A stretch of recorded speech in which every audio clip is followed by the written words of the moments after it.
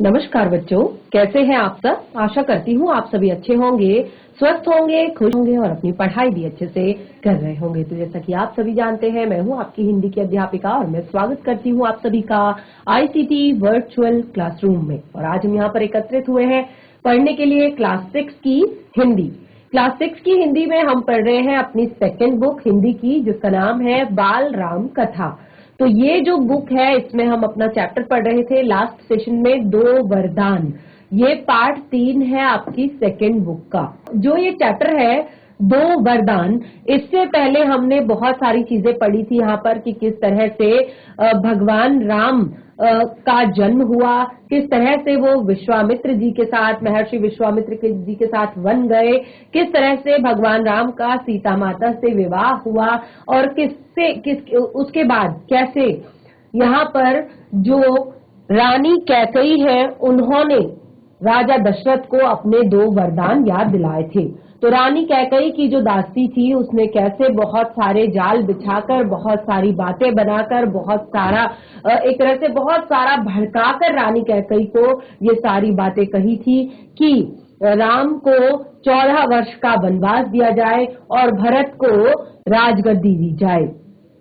तो ये 2 वरदानों के बारे में मैंने यहाँ पर आप लोग को पढ़ाया था और काफी ज्यादा आगे हम यहाँ पर बढ़ चुके थे कि किस तरह से पूरे राजभवन में चहल पहल थी और किस तरह से जो कैकई थी उन्होंने कोप भवन में जाकर अपने ये जो 2 वरदान है वो मांगे थे। तो देखिए यहाँ पर बहुत सारी चीजें तो हो चुकी थी कि किस तरह से जो रानी कैकई है, जब वो कोप भवन में गई तो फिर वहां पर रानी कैकई ने किस तरह से राजा दशरथ के सामने अपनी बात रखी।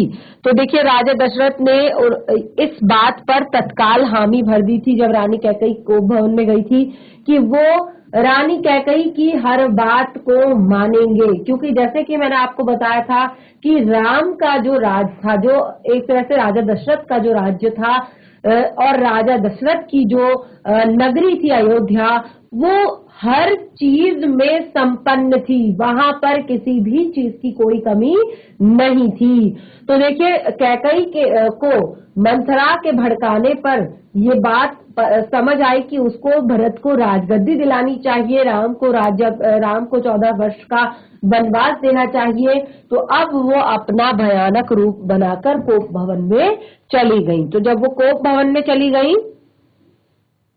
तो देखिए इस तरह से अब रानी कैकई ने वहां पर जाकर भयानक रूप बनाया और उन्होंने जब राजा दशरथ, क्योंकि अगले दिन राम का राज्याभिषेक होने वाला है सुबह, तो अब राजा दशरथ पूरे दिन तैयारी करने के बाद शाम को जब उन्हें अपनी रानियों की याद आई तो सबसे पहले वो रानी कैकई को इस बात की जानकारी देना चाहते थे। सबसे पहले ये खुशखबरी रानी कैकई को देना चाहते थे, लेकिन आज तो रानी कैकई अपने कक्ष में नहीं थी। आज तो रानी कैकई कोप भवन में थी। तो राजा दशरथ बिल्कुल वहां जाकर उन्होंने देखा तो रानी कैकई जो है जमीन पर लेटी हुई है और एक तरह से बाल उन्होंने खोले हुए हैं, गहने जो है चारों तरफ उन्होंने बिखराए हुए हैं, फेंके हुए हैं। तो इस तरह से राजा दशरथ बहुत ज्यादा डर गए और उन्होंने कहा कि उन्हें लगा कि यहाँ पर रानी कैकई की जो तबीयत है वो खराब है या शायद वो बीमार है। तो उन्होंने पूछा कि क्या आप बीमार हैं? तो उन्होंने कहा हाँ मैं बीमार हूं और मैं अपनी बीमारी के बारे में आपको बताऊंगी, लेकिन उससे पहले आपको मुझे वचन देना होगा कि मैं जो भी आपसे मांगूंगी वो आप मेरा वचन जो है पूरा करेंगे। तो इस तरह से अब राजा दशरथ जो है, क्योंकि राजा दशरथ का जो रघुकुल है, रघुकुल में एक खास बात है कि वहां पर लोगों को दिया गया वचन अपने प्राणों के अपने अंतिम समय तक निभाया जाता है, यानी कि भले ही उस वचन को निभाने में प्राण ही क्यों न चले जाए। जैसे कि मैं बार बार आपको बताती हूँ कि रघुकुल रीत सदा चली आई, प्राण जाई पर वचन न जाई। वैसे भी राजा दशरथ ने ये 2 वरदान जो है वो पहले से ही दिए हुए थे और आज उनको निभाने की कसम भी खा ली थी, वचन भी दे दिया था। तो उन्होंने कहा कि मैं राम का एक तरह से मुझे 2 वरदान दीजिए जिसका संकल्प आपने वर्षों पहले रणभूमि में किया था। तो वो जो संकल्प था उसके बारे में भी मैंने आपको बताया कि किस तरह का संकल्प वो राजा दशरथ ने किया हुआ था, क्योंकि उस समय पर मैंने आपको बताया था कि रानी कैकई युद्ध में उनके साथ थी और रानी कैकई ने ही राजा दशरथ की जान बचाई थी।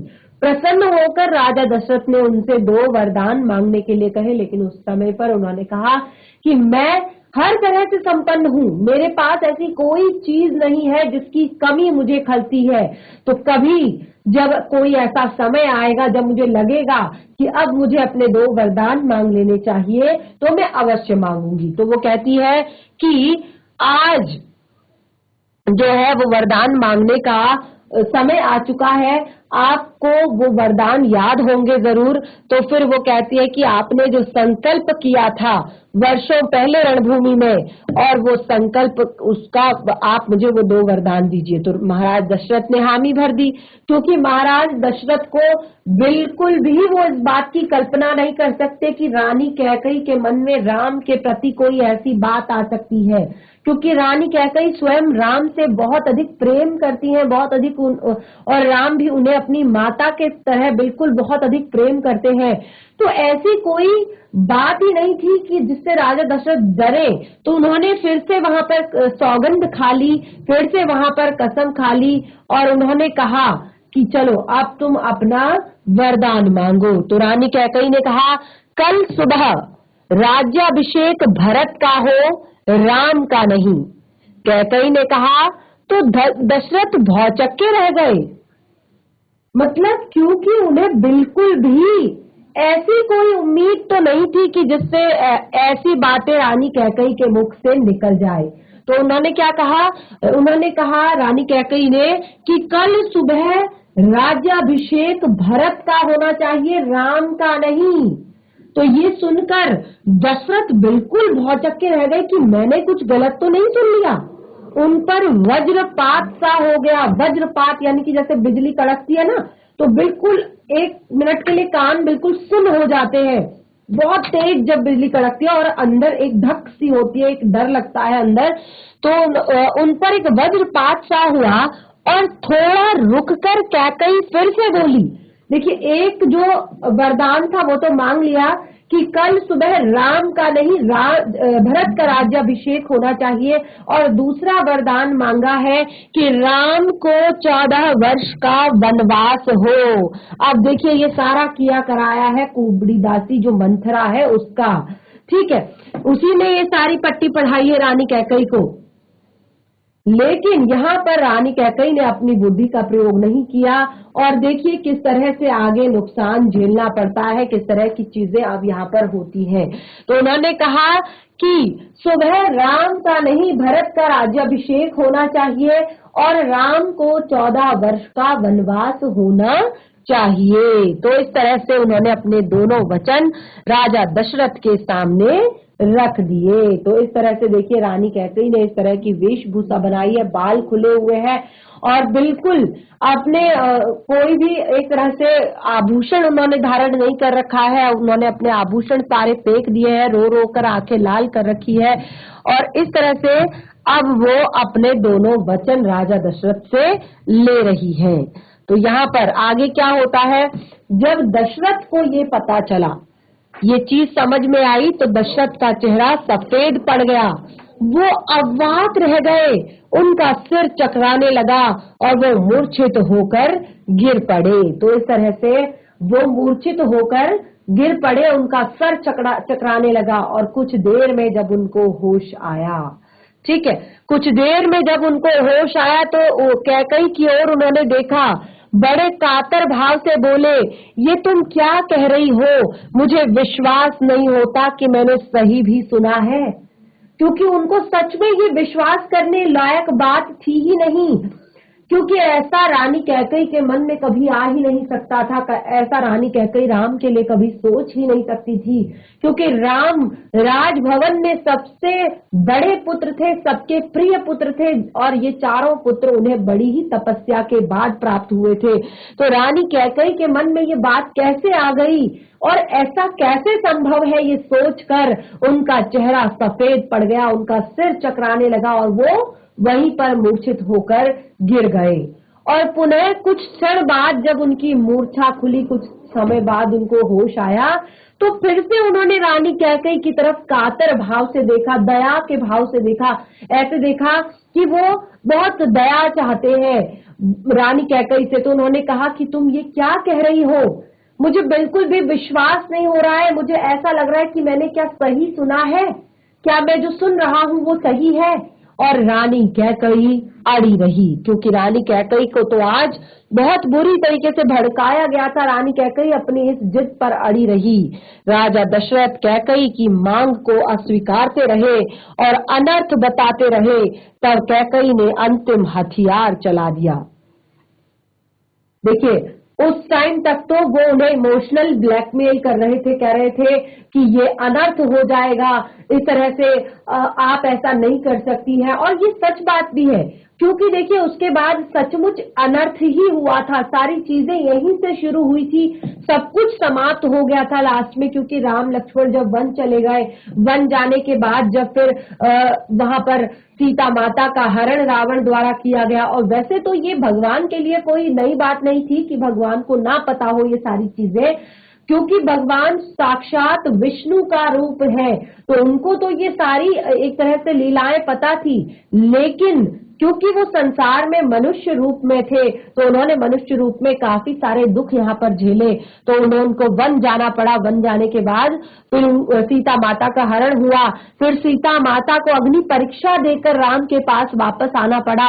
और उसके बाद जब राम घर आए, राम का राज्याभिषेक हुआ, तो वहां पर भी लोगों ने सीता को ताने दिए और उसके बाद भी सीता माता को वन में रहना पड़ा काफी वर्षों तक।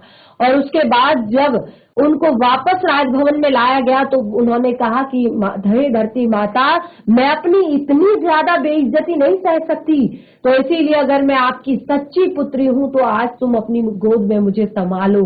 और इस तरह से धरती माता पुनः धरती में ही समा गई थी।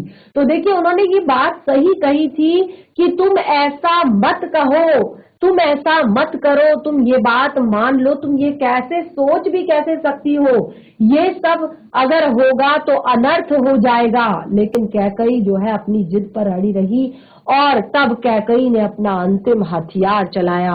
अंतिम हथियार क्या था?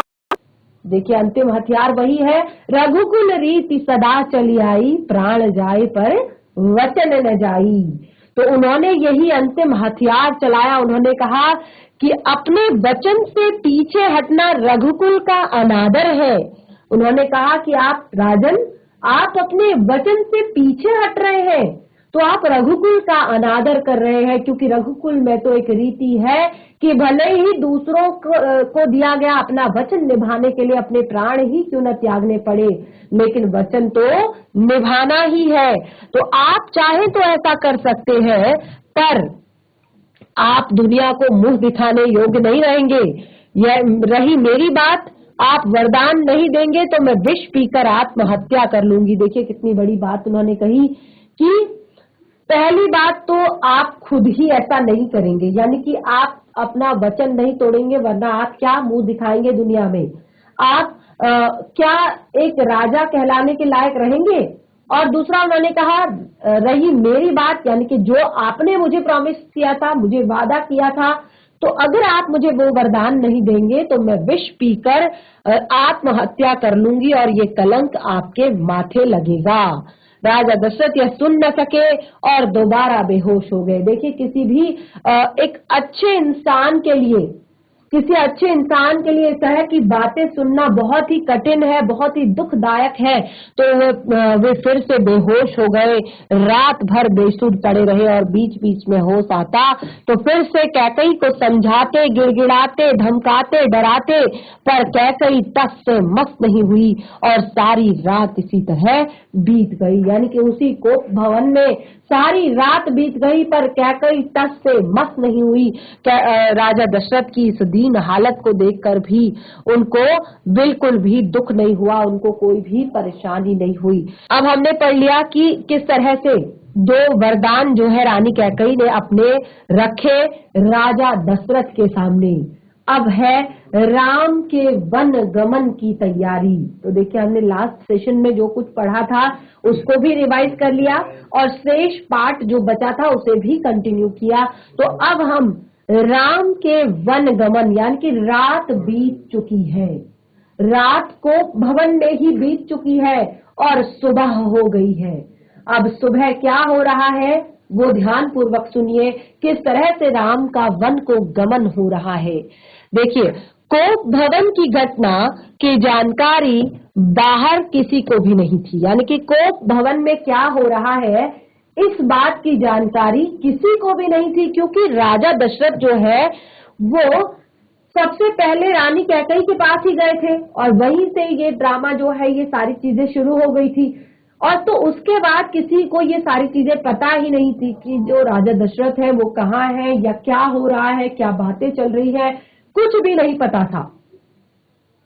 यद्यपि सारी रात जगे थे, कैकेयी अपनी जिद पर अड़ी हुई, राजा दशरथ उन्हें समझाते हुए, और जबकि कोप भवन में दोनों सारी रात जगे हुए थे क्योंकि कैकेयी अपनी जिद पर अड़ी हुई थी और राजा दशरथ उन्हें समझाते रह रहे थे।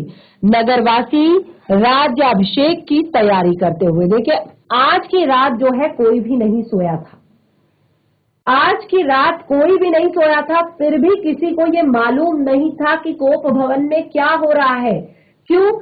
क्योंकि जितने भी नगरवासी थे वो तैयारी कर रहे थे, राज्याभिषेक की तैयारी कर रहे थे। महलवासी जितने भी थे, जितने भी सैनिक थे, जितने भी सेवक थे, वो सब महल को सजाने में लगे हुए थे, महल को तैयार करने में लगे हुए थे, यानी कि और रानियां जो है वो उत्सव की तैयारी में लगी हुई थी। तो उस रात कोई भी सोया नहीं था, लेकिन फिर भी किसी को कोप भवन की जानकारी नहीं थी कि क्या हो रहा है वहां पर। गुरु वशिष्ठ की आंखों में भी नींद नहीं थी, क्योंकि आखिर राम का राज्याभिषेक था। गुरु वशिष्ठ जो है कुल गुरु, उनकी आंखों में भी आज नींद नहीं थी, क्योंकि आखिर आज राम का राज्याभिषेक होने वाला था। साक्षात भगवान धरती के राजा बनने वाले थे, तो उनकी आंखों में भी नींद नहीं थी। दिन चढ़ने के साथ साथ चहल पहल और बढ़ गई। जैसे जैसे दिन चढ़ता गया चहल पहल और बढ़ती गई और हर व्यक्ति शुभ घड़ी की प्रतीक्षा में लगा हुआ था, यानी कि चाहे वो प्रजाजन हो, चाहे वो महल के लोग हो, चाहे वो सेवक हो, चाहे वो कोई भी हो, सभी उस शुभ घड़ी की प्रतीक्षा में लगे थे। पर महामंत्री सुमंत कुछ असहज थे।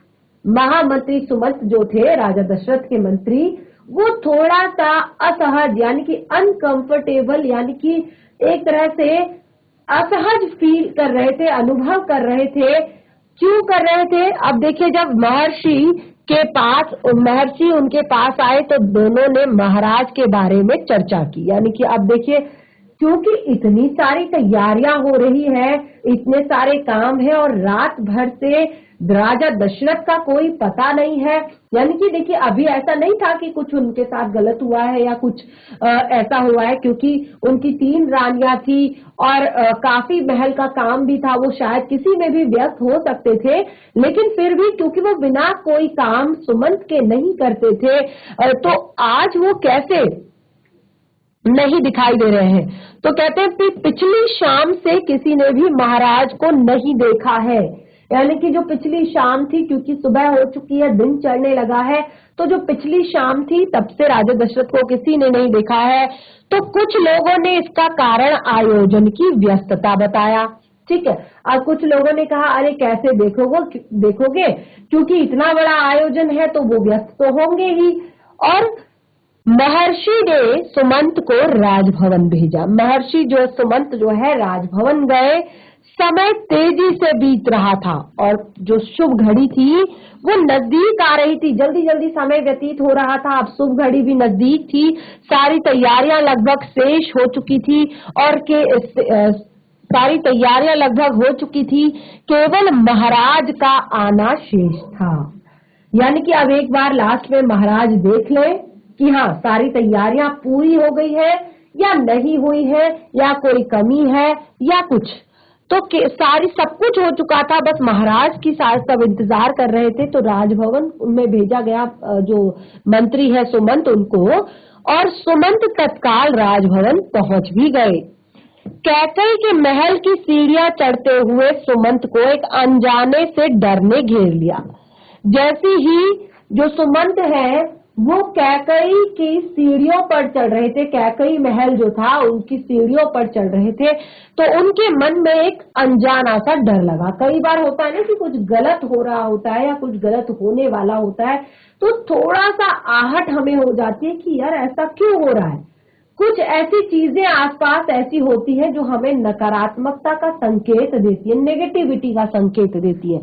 तो उसी से हमें एक अनजाना सा डर, कहते हैं ना, जब हम अपने कोई भी अच्छी चीज एक अच्छे काम के लिए जा रहे हो या अच्छा काम कर रहे हो या रोजाना, हमेशा हमें सकारात्मक सोच रखनी चाहिए, पॉजिटिव सोचना चाहिए, तभी हम जिस काम के लिए जाएंगे वो भी क्या होगा, अच्छा ही होगा। तो अब सुमंत के अंदर एक अनजाना सा डर आ गया और उन्होंने क्या देखा कि महाराज जो है वो पलंग पर पड़े हैं, बीमार है और दीनहीन स्थिति में है। सुमंत का मन भांपते हुए कैकई ने कहा, क्योंकि अब देखिए सुमंत डर गए, क्योंकि ये तो बहुत बड़ा आयोजन यहाँ पर हो रहा था और इस तरह राजा जी पलंग पर लेटे हो तो ये तो बहुत ही बड़ी बात हो जाती। तो क्योंकि जो कैकई थी वो इस बात को सबके सामने नहीं लाना चाहती थी कि उनकी वजह से आज राजा दशरथ की ये स्थिति हुई है, तो उन्होंने कहा चिंता की कोई बात नहीं है मंत्रीवर। उन्होंने क्या कहा, उन्होंने कहा चिंता की कोई बात नहीं है मंत्रीवर। महाराज राज्याभिषेक के उत्साह में रात भर जागे हैं, वे बाहर निकलने से पूर्व राम से बात करना चाहते हैं। यानी कि वो रात भर राज्याभिषेक की तैयारियों में व्यस्त है, केवल वो बाहर निकलने से पहले यानी कि राजभवन जाने से पहले एक बार राम से बात करना चाहते हैं। तो सुमंत जो है, जैसे कि मैंने कहा कि जब कुछ गलत होने वाला होता है तो हमारे मन में एक भय आ जाता है। तो सुमंत ने उसी भय के कारण पूछा कि कैसी बात। तो उन्होंने क्या कहा, रानी कैकई बहुत चतुर बन रही थी उस समय पर, क्योंकि उनके ऊपर कोई बात आए तो उन्होंने कहा मैं नहीं जानती, अपने मन की बात वे राम को ही बताएंगे, आप उन्हें बुला लाइए, यानी कि आप राम को बुला लाइए। और दशरथ ने तीक्ष्ण स्वर में राम को बुलाने की आज्ञा दी। यानी कि अब दशरथ ने भी बहुत तीक्ष्ण स्वर में, तीखे स्वर में राम को बुलाने की आज्ञा दी। तो जब सुमंत ने इस तरह की बात सुनी, बिल्कुल तो उनके मन में तरह तरह की आकांक्षाएं जग गई, तरह तरह की आशंकाएं आ गई। एक तरह से संदेह होने लगा कि ये क्यों हो रहा है, ऐसा क्यों हो रहा है।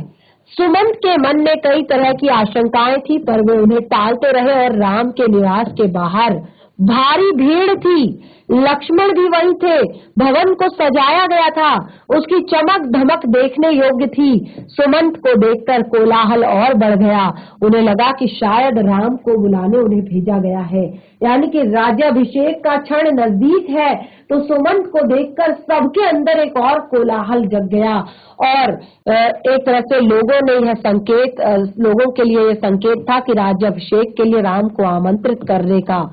सुमंत ने कहा, राजकुमार, महाराज ने आपको बुलाया है, आप मेरे साथ ही चलिए। देखिए उनको नहीं पता था कि आगे वहां पर क्या होने वाला है। तो उन्होंने कहा कि महाराज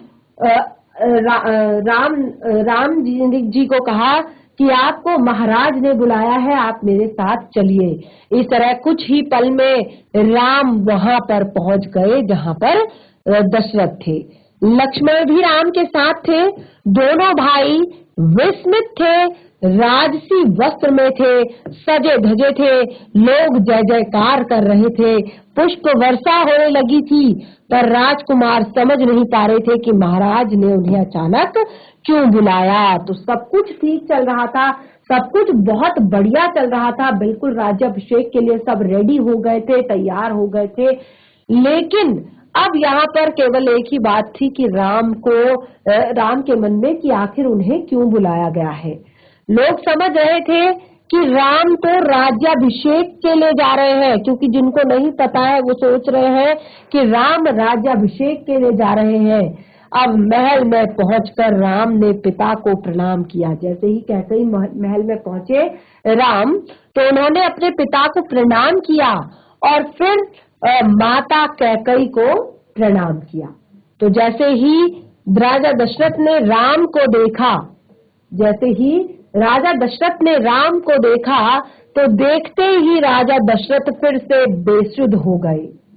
जैसे ही उन्होंने राम को देखा, यानी कि वो सारी रात भर की जो स्मृतियां थी वो उनके फेस पर आ गई थी और उसी से उनके आंसू जो है निकल गए थे और वो फिर से बेसुध हो गए थे। उनके मुख से एक हल्की सी आवाज निकली, राम।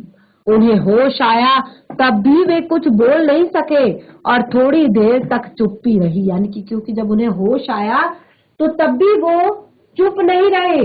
वो थोड़ी देर तक क्या है, बिल्कुल इस तरह से थोड़ी देर तक, जब उन्हें थोड़ी देर बाद होश आया तो वो कुछ बोल नहीं सके और थोड़ी देर वहां पर चुप्पी रही। असहज सा सन्नाटा था, कोई कुछ नहीं बोल रहा था। तो राम ने ही पिता से पूछा, क्योंकि उस टाइम पे देखिए सुमंत को कुछ पता नहीं था कि क्या होने वाला है। रानी कैकई अपने को खुद मुख से बताएगी नहीं और राजा दशरथ स्वप्न में भी अपने राम को अपने आप से अलग करने की नहीं सोच सकते, तो वो कैसे इस तरह की आज्ञा देंगे। तो इस तरह से अब ये सिचुएशन थोड़ा सा ऑकवर्ड थी। सब शांत थे, सब चुप थे, कोई कुछ नहीं बोल रहा था। लेकिन तब राम ने ही पिता से पूछ लिया, कहा कि क्या मुझसे कोई अपराध हुआ है। राम ने क्या पूछा अपने पिता से, कहा कि क्या मुझसे कोई अपराध हुआ है जो आपने इस तरह से मुझे बुलाया। कोई कुछ बोलता क्यों नहीं, आप ही बताइए माते। यानी कि वो कहते हैं कि हे माते, अब यहाँ पर कोई तो कुछ नहीं बोल रहा है, लेकिन आप ही मुझे क्लियर कर दीजिए, मुझे कंफर्म कर दीजिए कि आखिर क्या कहने की कोशिश की जा रही है। तो यहाँ पर जब उनसे इस तरह की बातें हुई तो उन्होंने कहा, महाराज दशरथ ने। अब रानी कैकई जो है वो बिल्कुल भी यहाँ पर नहीं डरी, नहीं शर्माई। उन्होंने कहा, महाराज दशरथ ने मुझे एक बार 2 वरदान दिए थे। मैंने कल रति वही दोनों वर मांगे जिनसे वे पीछे हट रहे हैं। यह शास्त्र सम्मत नहीं है, रघुकुल की नीति और के विरुद्ध है। कैकई ने दोबारा बोलना जारी रखा, कहा कि मैं चाहती हूँ कि राज्याभिषेक भरत का हो और तुम 14 वर्ष तक वन में रहो। और महाराज यही बात तुमसे करना चाह रहे थे पर कर नहीं पा रहे थे। उन्होंने क्या कहा, उन्होंने कहा कि राजा दशरथ ने एक बार मुझे 2 वरदान दिए थे और वो कल रात मैंने वही 2 वरदान उनसे अपने मांग लिए और उन वरदानों को देने के लिए वो क्या है, उन वरदानों को देने के लिए वो पीछे हट रहे हैं, उन वरदानों को वो नहीं देना चाहते हैं। तो इसीलिए यहाँ पर उन्होंने कहा कि रघुकुल की नीति के विरुद्ध है। ये सब क्या है, रघुकुल की नीति के विरुद्ध है।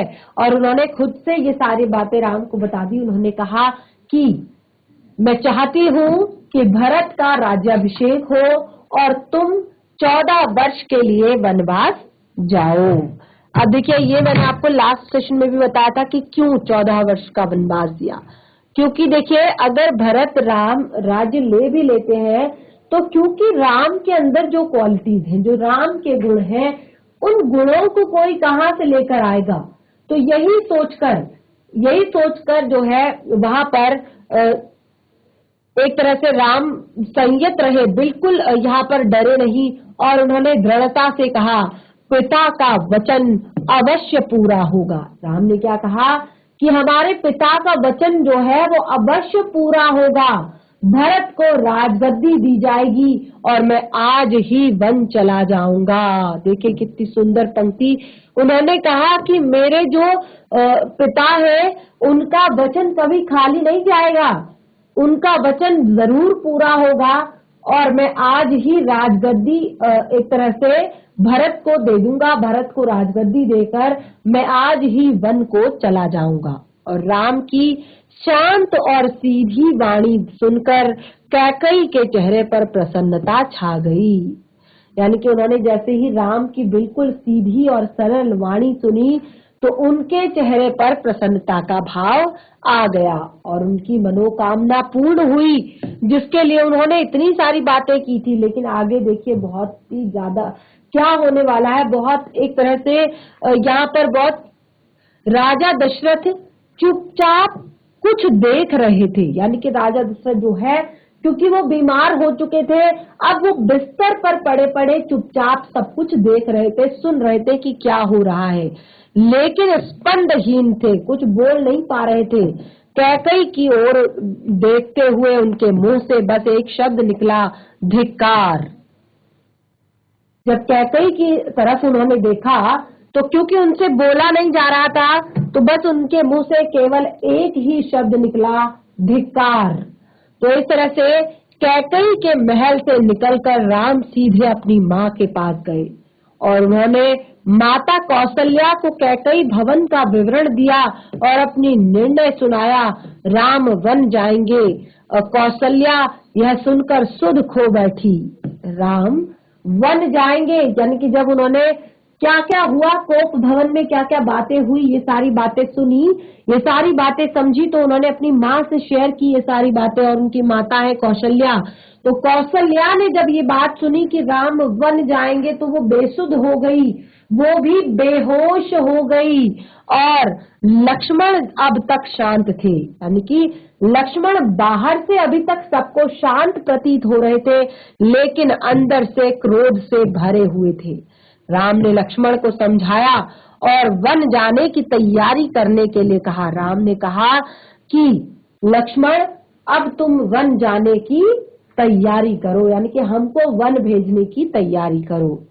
तो इस तरह से कौशल्या का मन था कि राम को रोक ले, वन न जाने दे। कौशल्या का मन एक ही था कि राम को किसी तरह से वन जाने से रोक लिया जाए, राम को वन न जाने दिया जाए और राजगद्दी छोड़ दे, पर वह अयोध्या में ही रहेंगे। यानी कि भले ही वो राजगद्दी ना पकड़े, भले ही वो राज सिंहासन पर ना बैठे, लेकिन वो रहेंगे इसी राज्य में, वो वन नहीं जाएंगे। ये उनकी माता कौशल्या ने ये बात कही। और उन्होंने कहा कि पुत्र, यह राजाज्ञा अनुचित है। क्योंकि देखिए कई बार कहते हैं ना कि कई बार बड़े लोग भी थोड़ा सा गलती कर देते हैं, तो बच्चे अगर उस चीज को समझते हैं तो उन्हें बता सकते हैं कि आप यहाँ पर गलत हैं, आप यहाँ पर सही है, आप इसको और मोटिवेट कीजिए, आप अच्छा कह रहे हैं। तो देखिए इस तरह से कौशल्या उन्होंने कहा कि राजगद्दी छोड़ दो, पर अयोध्या में ही रहेंगे। ये पुत्र, ये राज आज्ञा अनुचित है, यानी कि हर चीज सही नहीं होती है। राजा ने कह दी, इसका मतलब क्या वो सही है? तो ये राज आज्ञा अनुचित है, मैं इस बात को नहीं मानती। तो उन्होंने कहा उसे मानने की आवश्यकता नहीं है। राम उन्हें नम्रता से उत्तर दिया। अब देखिए जब राम ने उनकी बातें सुनी अपनी माता कौशल्या की, तो उन्होंने कहा कि यह राजाज्ञा नहीं है, यह पिता की आज्ञा है। उन्होंने देखिए कितना अंतर कर दिया इस बात में। उन्होंने कहा कि ये राज आज्ञा नहीं है, यानी कि किसी राजा ने आज्ञा नहीं दी है मुझे, ये मेरे पिता की आज्ञा है। तो उन्होंने कहा कि उनकी आज्ञा का उल्लंघन करना मेरी शक्ति से परे है। तो उन्होंने कहा कि मेरे पिता की, परम पूज्य पिता की बातों को ना मानना, मेरे परम पूजनीय पिता की आज्ञा को ना मानना, उनकी आज्ञा का उल्लंघन करना मेरी शक्तियों से परे है। यानी कि मैं कुछ भी नहीं हूं उनके सामने, मेरी शक्ति से वो परे है। तो आप मुझे आशीर्वाद दीजिए। देखिए उन्होंने राम अपनी माता कौशल्या के चरण स्पर्श किए और कहा कि आप मुझे आज्ञा दीजिए। तो इस तरह से देखिए हमने यहाँ पर बहुत ही सुंदर प्रसंग यहाँ पर पढ़ा राम के वन गमन का। आगे देखिए वन के मार्ग में क्या क्या बाधाएं आती हैं, किस किस तरह से वो अपना जीवन व्यतीत करते हैं। तो इस चैप्टर को घर पर एक बार जरूर रिवाइज करें, बहुत ही ज्यादा इंटरेस्टिंग है। कोई भी डाउट होता है आपकी व्याकरण से जुड़ा हुआ या आपकी लिटरेचर की जो बुक है, यानी कि आपकी बसंत पाठ्य पुस्तिका भाग 2 जो है, उसमें किसी भी पार्ट से कोई दिक्कत परेशानी हो तो जरूर शेयर करें। तो इस तरह से हमारा आज का सेशन यहीं पे समाप्त होता है। हम मिलेंगे अपने नेक्स्ट सेशन में, तब तक के लिए धन्यवाद। आपका दिन शुभ हो।